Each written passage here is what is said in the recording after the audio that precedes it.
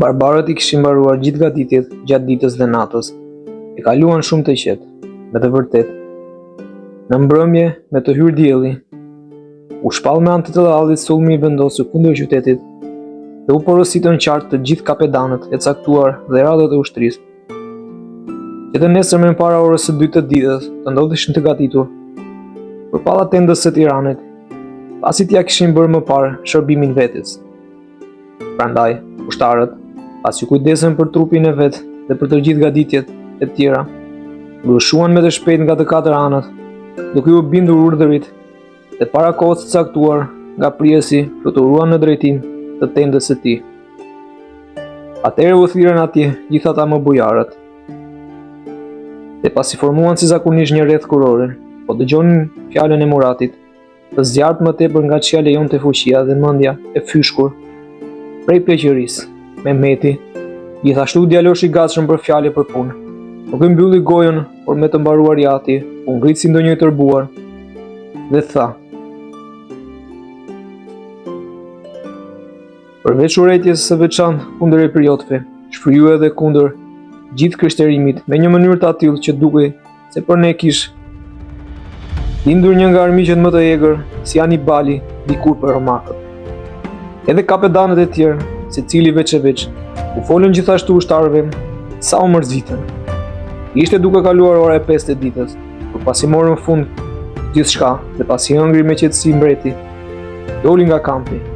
Kjo kohë mund të quhet mjaft e papërshtatur për të hedhur në luftë, veçanërisht për shkak të vapës që përvlonte, por pjesi e gjeti më të përshtatur këtë orë, për arsye ndoshta se mos po të largohej nga kampi, natën apo pas bardhur mirë, linte rast Skënderbeut për të sulmuar më lehtë çadrat, megjithëse që edhe kështu ai ja kishte frikën.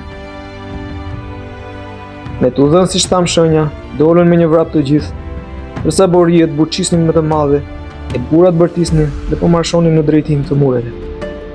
Dhe përleshja kishte filluar tani më nga të parët, kur një potere papritur shpërtheu kudo, dhe një ndryshim fort e madhe përshkoi tër kampin, sepse ishte turur mbi disa nga çadrat më të fundit të armiqve Kastrioti me ushtrinë e vet të armatosur lehtë, pasi kishte vrejtur me vëmendje dhe për një kohë të gjatë planet e Tiranit.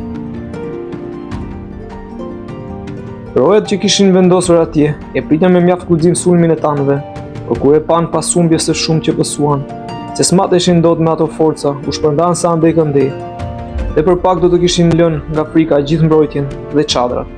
Sikur të mos kishin vrapuar nga çdo anë, duke përdoritur betejën, gjithë ata që ndodheshin më afër, dhe të mos i kishin bërë të skuqeshin nga turpi për ikjen e tyre. Tanët u turbulluan fare, dhe as që lojtën në vendit, por duke vazhduar fitoren, i pritën edhe më egër me predha dhe i shtrënguan edhe më keq shpatat kundër tyre. Dhe pasi vranë më se 600, dhe i shkullën vendin nga një rekra, zun 2 çadra dhe u morë gjithë plaçka bashkë me disa flamë ushtarak.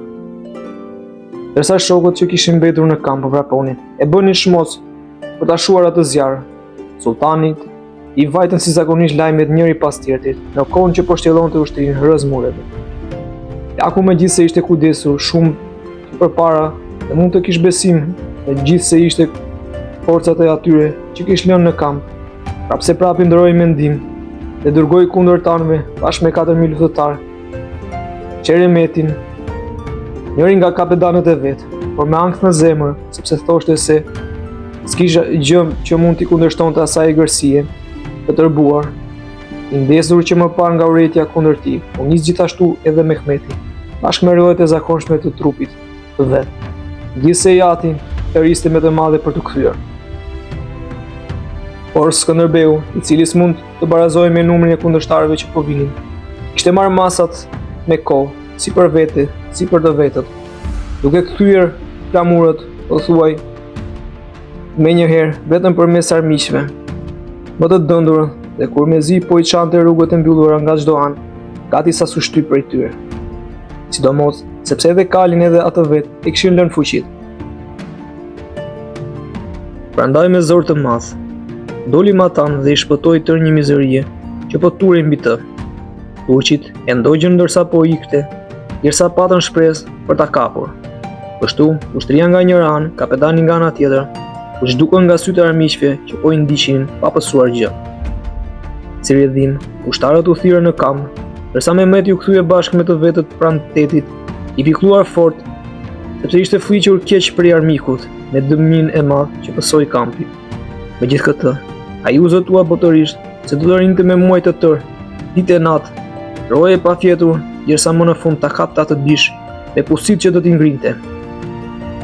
Dhe nuk do t'i mungonte as guximi, as urtësia, as fati, në rast se ai do të vazhdonte të ngulte këmbë në marrëzinë e vet për të sulmuar kampin.